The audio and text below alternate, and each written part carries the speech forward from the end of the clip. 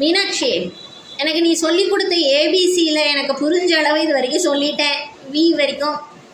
இருந்தாலும் WX எல்லாம் மறந்து போயிட்டேன். மீதி இருக்கிறது ஒய் அண்ட் இசட் மட்டும். அதை மட்டும் சொல்லி முடிச்சுட்டுமா நீ எனக்கு சொல்லி கொடுத்த மாதிரி?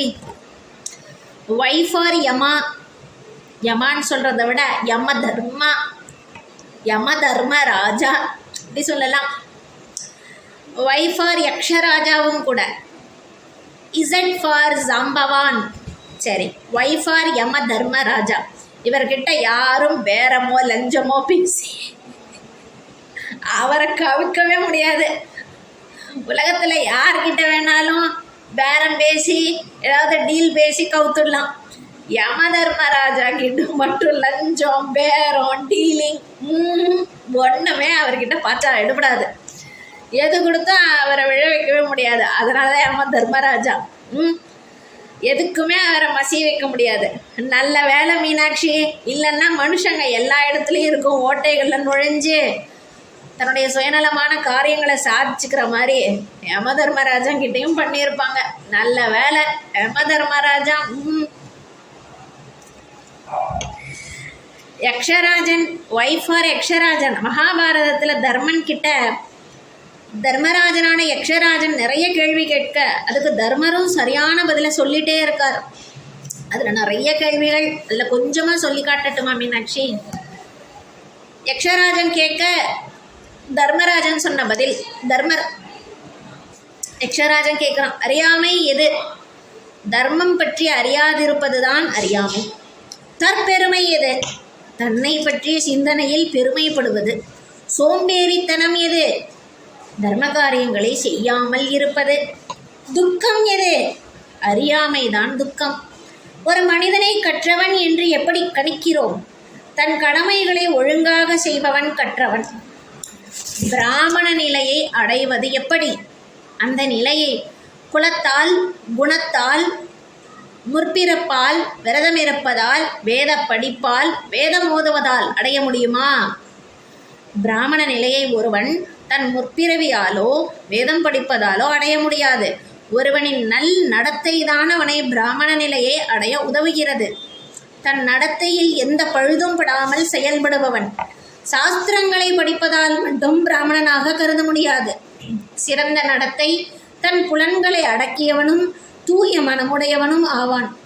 தூய மனம்தான் அவன் வேத படிப்பிற்கும் மேலாக மதிக்கப்பட வேண்டும். தர்மம், உண்மை, ஆசையின்மை, ஆன்மீக வாழ்வு, நல்ல செயல்கள், இது எல்லாமே பிராமண குணங்களாகும். தர்மத்தை கடைபிடிப்பதால் ஒருவன் பெறும் நன்மை என்ன?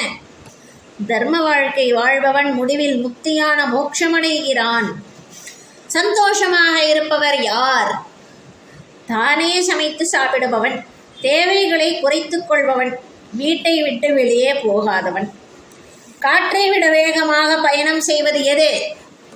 மனித மனம். ஃபர்ஸ்ட் கிளாஸ் பதில். மிகவும் ஆச்சரியமானது எது?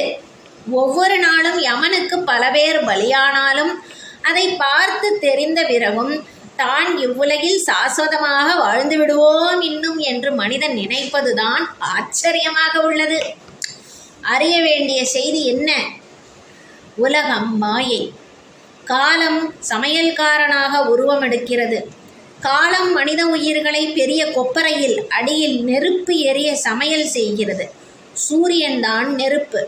பகல் இரவு பொழுது நெருப்பு எரிய உதவும் மரக்கட்டைகள். உணவை கலந்து சமைக்க மாதங்களும் காலப்பருவங்களும். அனைத்தும் உண்மை போல தோன்றினாலும் இருந்தது தெரியாமல் கரைந்து தேய்ந்து மறைந்துவிடும் மாயை. மிஞ்சி இருப்பது பரம்பொருளான பரமாத்மாவே. பரமாத்மாவுடன் ஐக்கியமாகும் ஜீவாத்மா. அந்த ஜீவாத்மா இந்த சரீரத்துக்குள்ளே இருக்குது.